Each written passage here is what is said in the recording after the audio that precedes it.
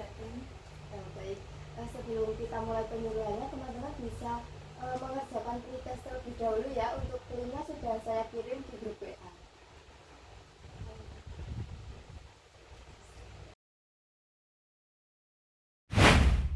Sudah selesai ya teman-teman.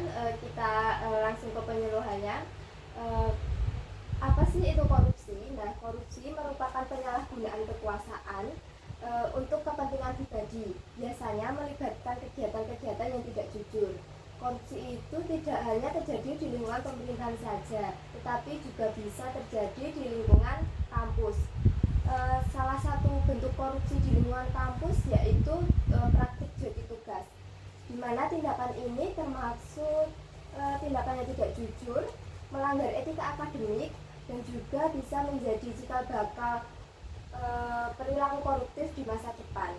Nah, joki tugas merupakan tindakan di mana mahasiswa membayar orang lain untuk menyelesaikan tugas mereka. Ini merusak nilai-nilai kejujuran dan juga integritas yang seharusnya kita dimiliki sebagai mahasiswa. Korupsi bukan hanya masalah moral saja, tetapi juga berpotensi merusak reputasi lembaga pendidikan.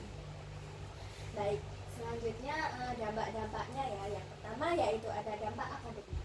Nah, dampak akademik ini bisa menurunkan motivasi intrinsik belajar karena mahasiswa terbiasa bertergantungan dengan jalan pintas tersebut, sering mengerjakan orang. Nah, dari itu bisa berpotensi menurunkan kualitas integritas akademiknya, dan mahasiswa bisa dapat kehilangan kesempatan belajar, yaitu DO, diskus. Nah, untuk dampak yang kedua yaitu dampak karakter manusia. Dampak ini memiliki kecenderungan tidak mampu menghadapi masalah atau tantangan sendiri karena terbiasa mengandalkan orang lain. Nah, yang kedua yaitu hilangnya kejujuran, tanggung jawab pribadi, dan rasa kepercayaan. Nah, kalau sudah terbiasa tergantung dengan orang kan, kita jadi mungkin tidak percaya dengan jawabannya sendiri. Jadi saya tidak percaya dengan jawaban sendiri, jadi aja tunggu ya. Nah, untuk dampak yang ketiga yaitu dampak sosial. Nah, dampak ini dapat merusak citra institusi pendidikan karena meluluskan mahasiswa tanpa kompetisi yang nyata. Nah, yang kedua juga dapat menciptakan budaya akademik curang yang dianggap normal karena beranggapan sudah biasa. Untuk dampak yang keempat yaitu dampak hukum. Nah, joki tugas termasuk kategori pelanggaran akademik dan plagiarisme ya teman-teman. Nah, dampak yang lain, mahasiswa juga bisa mendapatkan sanksi teman-teman. Yang pertama itu peringatan akademik hingga drop out atau DO. Nah, yang kedua dapat pencabutan gelar akademik jika terbukti menggunakan karya orang lain untuk kelulusan. Baik teman-teman, selanjutnya ke pencegahan ya teman-teman. Untuk yang pertama ini bisa melakukan workshop atau pelatihan keterampilan akademik. Nah, dengan adanya workshop atau pelatihan ini bisa meningkatkan kemampuan yang dimiliki. Nah, yang kedua bisa edukasi rutin tentang etika akademik. Nah, edukasi ini bisa meningkatkan moral para mahasiswa ya teman-teman. Lalu yang ketiga, pembagian tugas kelompok yang adil. Jadi dalam pembagian tugas itu harus adil biar semua terbagi rata ya teman-teman. Lalu yang keempat, kebijakan institusi yang jelas dan tegas. Jadi di institusi itu harus memiliki peraturan yang tegas agar mahasiswa tidak menggampangkan ini tugas ini jadi saja. Nah, gitu ya teman-teman. Jadi setiap institusi harus punya sanksi tegas untuk menegasi tersebut. Baik, selanjutnya akan dilanjutkan teman saya. Nah, jadi praktik joki tugas adalah bentuk kecil dari korupsi yang di dunia pendidikan. Jika dibiarkan, hal ini akan merusak integritas mahasiswa dan mencetak generasi yang lemah dalam moral maupun kompetensi. Oleh karena itu, diperlukan kerjasama antara mahasiswa, dosen, dan institusi untuk membangun budaya akademik yang jujur, adil, dan berintegritas. Itu teman-teman, apakah ada yang perlu ditanyakan teman-teman? Mau izin tanya Mbak, tadi kan sudah dijelaskan ada beberapa hukuman yang mungkin bisa diterapkan saat ketahuan melakukan joki tugas. Apakah hukuman itu bisa menghentikan joki tugas yang benar-benar berhenti atau masih bisa terulang lagi? Nah, sebenarnya hukuman tegas itu belum tentu bisa benar-benar menghentikan joki tugas ya. Hukuman memang penting, tapi sifatnya hanya sebagai peringatan saja. Misalnya kalau ada sanksi yang jelas seperti nilai dibatalkan, diskors, atau bahkan dikeluarkan dari kampus, itu bisa sebagai mahasiswa akan jera. Namun untuk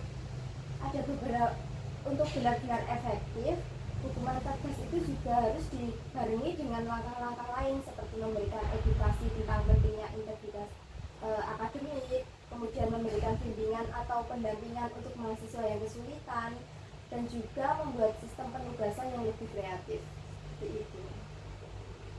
Apakah sudah dipahami? Sudah, terima kasih Mbak. Apakah ada pertanyaan lagi teman-teman? Saya ingin bertanya, bagaimana dampak jangka panjang bagi mahasiswa yang melakukan joki tugas tersebut? Baik, jadi dampak jangka panjang itu yang pertama, kehilangan kemampuan akademik. Nah, mahasiswa tidak terlatih berpikir kritis, menulis dan menyelesaikan masalah sendiri. Akibatnya kemampuan akademik yang seharusnya berkembang jadi tertinggal. Nah, yang kedua, menurunnya rasa percaya diri. Karena terbiasa mengandalkan orang lain, mahasiswa merasa tidak mampu menghadapi tantangan akademik dan kehilangan keyakinan pada kemampuannya sendiri. Nah, yang ketiga yaitu resiko etika dan integritas. Nah, joki tugas termasuk bentuk kecurangan akademik teman-teman. Nah, jika terbongkar, reputasi mahasiswa tersebut bisa rusak dan berdampak pada nilai. Bahkan sanksi akademik seperti yang saya jelaskan tadi pada dampak tadi ya teman-teman. Nah, yang keempat yaitu dampak karir di masa depan. Mahasiswa lulusan ini terbiasa menggunakan joki, minim keterampilannya kan. Jadi saat masuk dunia kerja, dia bisa kesulitan menyelesaikan tanggung jawabnya karena tidak terbiasa mengerjakan secara mandiri.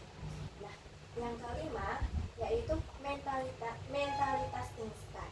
Nah, apabila terbiasa mencari jalan-jalan pintas membuat mahasiswa sulit bersaing secara sehat. Nah, kebiasaan ini bisa terbawa hingga kehidupan kerja maupun sosial, teman-teman. Apakah sudah paham? Baik, sudah paham. Ada yang perlu ditanyakan lagi teman-teman? Sebenarnya cukup. Baik teman-teman, ini ada leaflet dari Pranit. Nanti materinya tadi bisa dibaca-baca lagi ya teman-teman.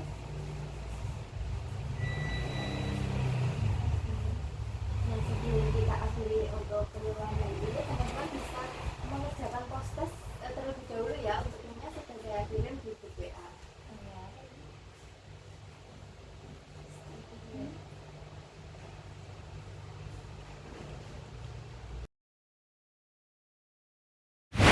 Sudah selesai teman-teman mengerjakan post-testnya? Sudah. Baik. Terima kasih sudah bisa datang ke penyuluhan ini. Sebelumnya kami minta maaf apabila ada kekurangan atau kesalahan ngomong ya teman-teman. Nah, sekian dari kami. Wassalamualaikum warahmatullahi wabarakatuh. Waalaikumsalam warahmatullahi wabarakatuh.